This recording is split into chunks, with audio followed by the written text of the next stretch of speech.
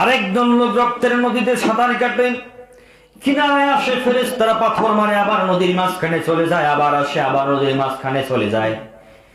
জিবরাইল আলাইহিস সালাম বললেন, এই লোকগুলো হচ্ছে তারা যারা দুনিয়াতে সুদ খাইতে, বলেন নাউযুবিল্লাহ। সুদখোর আছে না নাই? টাকা হাওলাত সাহেব দিবে না, সুদ দিলে আবার টাকা কর করে বের হয়, ঠিক কিনা বলেন? সুদ হচ্ছে ভয়ঙ্কর অপরাধ। নবীজি বলেছেন সুদের মধ্যে 70টা গুনাহ, তার মধ্যে সবচেয়ে ছোট গুনাহ হচ্ছে নিজের মায়ের সঙ্গে জিনা করা, বলেন নাউযুবিল্লাহ।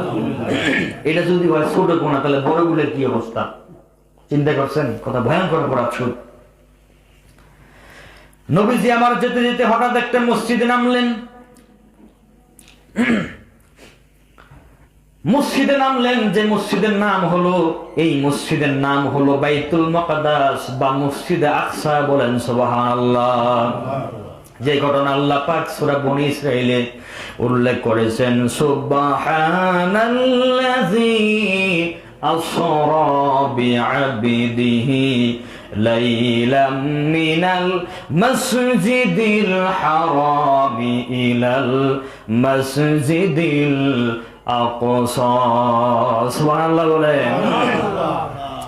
যে আকসার কথা আল্লাহ পাক কোরআনে উল্লেখ করেছেন, এটা হচ্ছে সেই মসজিদ আকসা।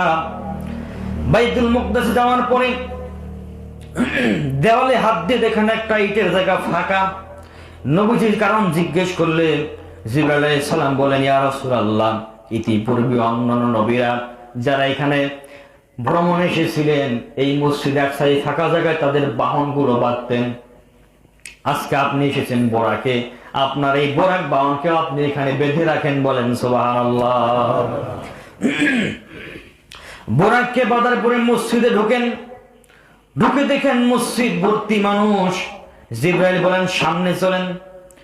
সামনে গিয়ে বলেন, সমস্ত নবীরা দাঁড়িয়ে আছে আজকে আপনার জন্য, আপনার পিছনে নামাজ পড়ার জন্য সমস্ত নবীরা দাঁড়িয়ে আছে, বলেন সুবহানাল্লাহ। আপনি সামনে যান। নামাজ আদায় করলেন। নামাজ শেষ করে মসজিদের কোনায় এক কোনায় মিটিং চলতেছে। জিবরাইল বলেন, এখানে আপনাকে যেতে হবে, কারণ আদম নবী ও ইব্রাহিম আলাইহিস সালাম তাদের দুইজনের নেতৃত্বে আপনাকে সংবর্ধনা দেওয়ার আয়োজন করা হয়েছে, বলেন সুবহানাল্লাহ।